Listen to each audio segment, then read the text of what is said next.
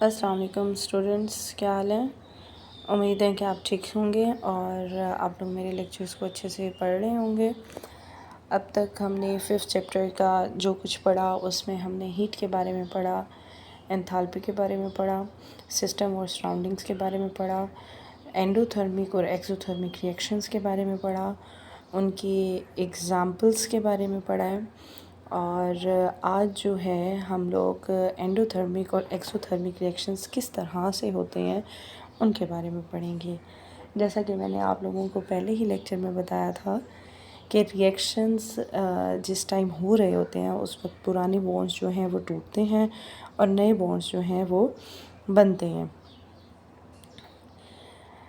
तो यही बात है कि रिएक्शन क्या why the chemical reactions are either exothermic और एंडोथर्मिक, कि कोई भी रिएक्शन होता है तो वो एंडोथर्मिक या एक्सोथर्मिक क्यों होता है। तो ये जो है ये बेसिकली 2 स्टेप्स पर होता है। उसके अंदर पहला स्टेप क्या है कि पुराने बॉन्ड जो हैं वो टूटते हैं, यानी कि किसी भी 2 चीज़ के दरमियान में अगर रिएक्शन हो रहा है तो जो पुराने बॉन्ड होंगे वो टूटेंगे और जो नए बॉन्ड हैं वो बनते हैं। और पुराने बॉन्ड जब टूटते हैं तो हीट जो है वो एब्सॉर्ब हो रही होती है और जब नए बॉन्ड बनते हैं तो हीट है वो इवॉल्व हो रही होती है। हीट एब्जॉर्ब का मतलब हो गया एंडोथर्मिक रिएक्शंस और हीट एब्जॉर्ब इवॉल्व का मतलब हो गया एक्सोथर्मिक रिएक्शन। हीट एब्जॉर्ब का मतलब एंडोथर्मिक रिएक्शन और हीट इवॉल्व का मतलब एक्सोथर्मिक रिएक्शन हो गया। यानी कि जब भी कोई रिएक्शन होता है तो 2 तरह के प्रोसेसेस हो रहे होते हैं। पुराने बॉन्ड टूट रहे होते हैं, मींस एंडोथर्मिक रिएक्शन हो रहा होता है, और नए बॉन्ड्स बन रहे होते हैं, मींस एक्सोथर्मिक रिएक्शन हो रहा है।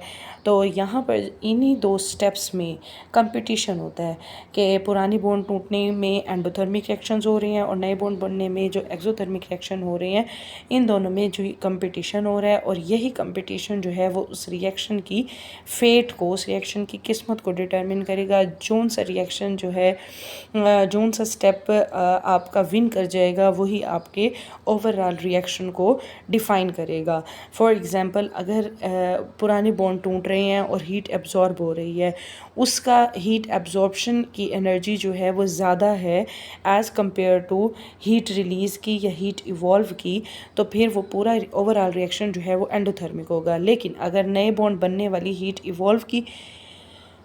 इवॉल्व जो है वो कंपैरेटिवली जो है वो हीट एब्जॉर्ब से ज़्यादा है, तो आपका ओवरऑल रिएक्शन जो है वो एक्सोथर्मिक हो जाएगा।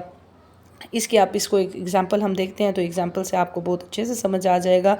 आपके पास एग्जांपल जो है वो हमारे पास है H2O2। इनके मिलने से आपके पास क्या बन जाएगा जी, वाटर की फॉर्मेशन है। एट दिस स्टेप हमें नहीं पता कि आया ये रिएक्शन जो है ये आपका एंडोथर्मिक है या एक्सोथर्मिक है। ये चेक करने के लिए हम 3 स्टेप्स में से गुजरेंगे और आपने हमेशा ही, चाहे आपके पास कोई भी रिएक्शन हो, ये तो मैं आपको एक एग्जांपल समझा रही हूँ, इसके अलावा आपके पास कोई भी रिएक्शन हो, आपने इन्हीं 3 स्टेप्स को फॉलो करते हुए रिज़ल्ट निकालना है कि आया आपका वो रिएक्शन एंडोथर्मिक था या एक्सोथर्मिक। तो उसके अंदर जो सबसे पहला स्टेप है, स्टेप नंबर 1। स्टेप 1 में आप लोग क्या करेंगे, हम करेंगे जी calculate the energy of reactants absorbed to break the bonds respectively. इसका क्या मतलब है कि आपके पास 2 चीज़ें हैं। 2 चीज़ें कौन कौन सी, एक आपके पास रिएक्टेंट्स हैं, एक आपके पास प्रोडक्ट्स हैं। रिएक्टेंट्स के जो बॉन्ड्स हैं उन्होंने टूटना है और प्रोडक्ट्स के जो बॉन्ड है उन्होंने बनना है। इट मीन्स के पहले हम आते हैं रिएक्टेंट्स की तरफ। रिएक्टेंट्स में आपके पास यहाँ पर 2 रिएक्टेंट्स हैं, H2 एंड O2। तो इनको हम सेपरेटली डिस्कस करेंगे। नंबर 1 हमारे पास जो रिएक्टेंट है दैट इज़ H2 में हमारे पास यहाँ पर उसने 2 मोल्स लिए हुए हैं। आपको पता है कि हाइड्रोजन का जो मॉलिक्यूल होता है उसमें कौन सा बॉन्ड होता है, नॉन पोलर कोवलेंट बॉन्ड होता है। नॉन पोलर कोवलेंट बॉन्ड एक वीकर बॉन्ड है, ठीक है। यहाँ पर आपके पास हाइड्रोजन के 2 मोल्स मौजूद हैं, यानी एक H2 यहाँ और एक H2 ये वाला। तो यहाँ पर आपके पास 2 बॉन्ड्स हैं, H2 और H2, और टोटल मिला के अगर आप इंडिपेंडेंटली एलिमेंट के फॉर्म में या एटम के फॉर्म में देखें तो आपके पास 4 हाइड्रोजन के एटम्स मौजूद हैं। अब एक हाइड्रोजन के मॉलिक्यूल को तोड़ने के लिए एक मॉलिक्यूल को तोड़ने के लिए जितनी एनर्जी अब्जॉर्ब होगी उसको हम एंडोथर्मिक एनर्जी कहेंगे। मिसाल के तौर पर यहाँ पर जो आपके पास एक एनर्जी ये हाइड्रोजन की एक मॉलिक्यूल की जो एनर्जी उस मॉलिक्यूल को तोड़ने के लिए जो एनर्जी अब्जॉर्ब हुई है that is 435 kilo joule per मोल, एक मोल के लिए। सेम इज़ द केस कि आपके जो दूसरा आपका हाइड्रोजन का मॉलिक्यूल है उसको तोड़ने के लिए भी आपके पास कितनी एनर्जी जो है वो एब्जॉर्ब हुई है 435 किलो जूल पर मोल। तो आपको ओवरऑल जब हम इसके बारे में बात करेंगे कि H2 की एनर्जी के बारे में बात करेंगे, यानी कि total amount of heat absorbed for the 2 moles of hydrogen, तो वो आपके पास 435 प्लस 435 टोटल आपका कितना बन जाएगा 4870। ये आपके पास 4 हाइड्रोजन के एटम्स और 2 हाइड्रोजन के मोल्स को तोड़ने के लिए जो एनर्जी रिक्वायर्ड है that is 470 kilo joule for 2 moles. जबकि एक मोल के लिए आपके पास कितनी एनर्जी रिक्वायर्ड है, आपके एक मोल के लिए एनर्जी है 435 किलो जूल पर मोल।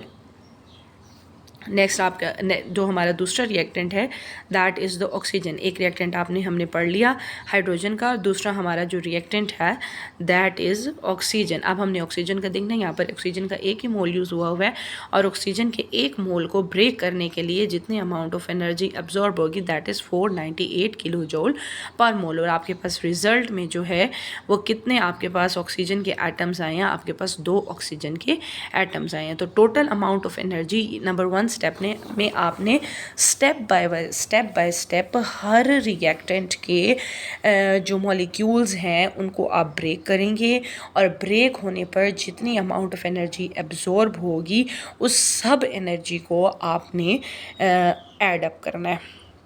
जैसा कि यहाँ पर अगर मैं देखूँ तो हमारे पास जो total heat absorbed by all the reactants था that was hydrogen and oxygen. Hydrogen और ऑक्सीजन को जब हमने हाइड्रोजन के लिए जो टोटल हमारे पास 2 मोल्स के लिए यूज़ हुई that was 870 kilo joule, oxygen के एक मोल के लिए 498 किलो जूल पर मोल। और जब टोटल आपके पास रिएक्टेंट की हीट जो आपके पास आई है that is 1368 kilo joule. Result of step क्या है, फर्स्ट स्टेप का जो आपके पास रिजल्ट आया है वो ये है कि आपने 2 मोल हाइड्रोजन के यूज़ किए, 2 मोल आपने हाइड्रोजन के यूज़ किए, 1 मोल आपने ऑक्सीजन का यूज़ किया। एज अ रिज़ल्ट ये जो 2 मोल हाइड्रोजन के थे ये आपके ब्रेक हो गए किसमें, 4 हाइड्रोजन एटम्स में, और ऑक्सीजन जो है वो आपका किस में कन्वर्ट हो गया, 2 ऑक्सीजन एटम्स में। दोबारा से सुन लीजिए, आपके पास जो ये 2 मोल्स ऑफ हाइड्रोजन हैं ये आपके कन्वर्ट हुए हैं 4 हाइड्रोजन एटम्स में, 1 मोल ऑफ ऑक्सीजन जो है वो कन्वर्ट हुआ 2 ऑक्सीजन एटम्स में, और एज अ रिज़ल्ट जो आपके पास total amount of energy absorb हुई है दैट इज़ 1368 किलो जूल। ये आपका है फर्स्ट स्टेप। फर्स्ट स्टेप में हमने रिएक्टेंट्स को ब्रेक किया, जितनी अमाउंट ऑफ एनर्जी टोटल हमारे पास एब्जॉर्ब हुई उसको हमने कैलकुलेट किया। अब जो आपके पास सेकंड स्टेप है that is the formation of product with the result of step 1। Result of first step का क्या मतलब है कि जो आपके पास रिज़ल्ट आया है वो ये है कि 4 हाइड्रोजन एटम्स और 2 ऑक्सीजन के एटम्स, इन दोनों को मिला के आपने प्रोडक्ट देखना है। इक्वेशन आपके पास ऑलरेडी मौजूद है, इक्वेशन आपके पास ऑलरेडी मौजूद है कि आपके पास 2 हाइड्रोजन के मोल और 1 ऑक्सीजन का मोल, और बनाना आपने क्या है 2 वाटर मॉलिक्यूल। तो जो हमारे पास यहाँ पर प्रोडक्ट्स जो स्टेप 1 का रिज़ल्ट है दैट इज़ 4 हाइड्रोजन एटम्स और 2 ऑक्सीजन एटम, इन दोनों ने मिलकर 2 मोल बनाने हैं किसके, वाटर मॉलिक्यूल के। ये आपके पास आ गया 4 हाइड्रोजन एटम्स, 2 ऑक्सीजन के एटम्स, इन्होंने मिलना है। आपको पता है कि 1 वाटर मॉलिक्यूल के लिए आपको 2 हाइड्रोजन्स और 1 ऑक्सीजन की ज़रूरत होती है, और क्योंकि यहाँ पर वाटर मॉलिक्यूल बन रहा है और वाटर मॉलिक्यूल में आपके पास हाइड्रोजन बॉन्डिंग होती है which is a strong bond, और इस स्ट्रॉन्ग बॉन्ड को बनाने के लिए a large amount of heat is released. That's why यहाँ पर ये जो रिएक्शन होगा स्टेप 2 यानी जो प्रोडक्ट फॉर्मेशन होगी वो आपके पास एक्सोथर्मिक होगा। यहाँ पर एक और बात समझने की कोशिश कीजिएगा। यहाँ पर आपके पास जो बॉन्ड बने हैं वो एक OH का बॉन्ड ये वाला, एक OH का बॉन्ड ये वाला, एक OH का बॉन्ड ये वाला और एक OH का बॉन्ड ये वाला। इट मीन्स जो टोटल आपके पास बॉन्ड बने वो 1 2 3 एंड 4, 4 आपके पास बॉन्ड बने हैं। एक OH का बॉन्ड, दूसरा OH का बॉन्ड, एक OH वाला, दूसरा OH वाला बॉन्ड, तीसरा OH का बॉन्ड और चौथा OH का बॉन्ड। इसमें से अगर आप सिर्फ एक OH के बॉन्ड को कंसीडर करें, एक OH के बॉन्ड को कंसीडर करें तो ये एक बॉन्ड बनने के लिए जितनी एनर्जी रिलीज़ होती है that is -484 kilo joule. Exothermic reaction सिर्फ इस एक मोल को बनाने के लिए, इस एक मोल को बनाने के लिए इतने अमाउंट ऑफ एनर्जी जो है वो रिलीज़ होती है। नाउ कंसीडर कि आपने 4 मोल्स 4 ऐसे बॉन्ड बनाने हैं, OH बॉन्ड 1 2 3 और 4, तो आप इसको 4 से मल्टीप्लाई करेंगे। ये जो एक बॉन्ड वाली एनर्जी रिलीज़ हुई है उसको भी आप 4 से मल्टीप्लाई करेंगी to calculate the total amount of heat released in the formation of product. तो वो आपके पास क्या होगी, -1936 किलो जूल पर मोल। तो आपके पास जो प्रोडक्ट यानी नए बॉन्ड बनने के लिए जो हीट रिलीज़ हुई है दैट इज़ 1936 किलो जूल, और पुराने बॉन्ड टूटने में जो एनर्जी अब्जॉर्ब हुई है that is 1368 kilo joule energy. अब इन दोनों एनर्जीज़ का ये number 1 and this is number 2, इन दो एनर्जीज़ का कंपटीशन है कि इनमें से जिसकी वैल्यू ग्रेटर है आप ओवरऑल रिएक्शन जो होगा वो आपका एंडोथर्मिक या एक्सोथर्मिक होगा, इनमें से जो भी विन करेगा। Let's see what happened. Number 3 step है हमारा जी। नंबर 3 स्टेप पे हमारे पास क्या चीज़ है, नंबर 3 स्टेप है हमारा calculate the delta H. Delta H find करने के लिए हमने क्या करना है, हीट ऑफ प्रोडक्ट और हीट ऑफ रिएक्टेंट इन दोनों को आपने कैलकुलेट करना है। आपको पता है कि हमारी हीट ऑफ प्रोडक्ट जो है दैट इज़ -1963 और हीट ऑफ रिएक्टेंट जो एब्जॉर्ब हुई है दैट इज़ 1368। इस कैलकुलेशन के बाद जो आपके पास आंसर आएगा that is -568 kilo joule, that is -568 kilo joule, -568 kilo joule. लेकिन ये 568 किलो जूल जो है ये आपका किसके लिए है, वाटर के 2 मोल्स के लिए है। 568 वाटर के 2 मोल्स के लिए है। अगर आपने 2 मोल्स के लिए, इसकी सिंपल सी कैलकुलेशन है, यूनिट रूल जो होता है, यूनिट फार्मूला जो होता है, इकाई का फार्मूला, आप उसी के हिसाब से इसको चेक कर सकते हैं। ये आपके पास 2 मोल हैं वाटर के जो कि जिसके लिए एनर्जी रिलीज़ हुई है -568। तो अगर आपने 1 मोल के लिए फाइंड करनी है आप उसको डिवाइडेड बाई 2 करेंगे और यहाँ पर आपके पास 1 मोल के लिए एनर्जी आएगी -284 किलो जूल पर मोल। ये एक्सपेरिमेंटल और कैलकुलेटेड वैल्यूज़ होती हैं। कुछ कैलकुलेटेड वैल्यूज़ हैं, ये जो हमने फाइंड की है ये कैलकुलेटेड वैल्यू है, जबकि एक्सपेरिमेंटल वैल्यू जो होती है वो हम एक्सपेरिमेंट जब करते हैं लैब में तो उसे हमें एक्सपेरिमेंटल वैल्यू मिलती है। यहाँ पे जो कैलकुलेशन हुई है उसके according it is very close to our experimental value.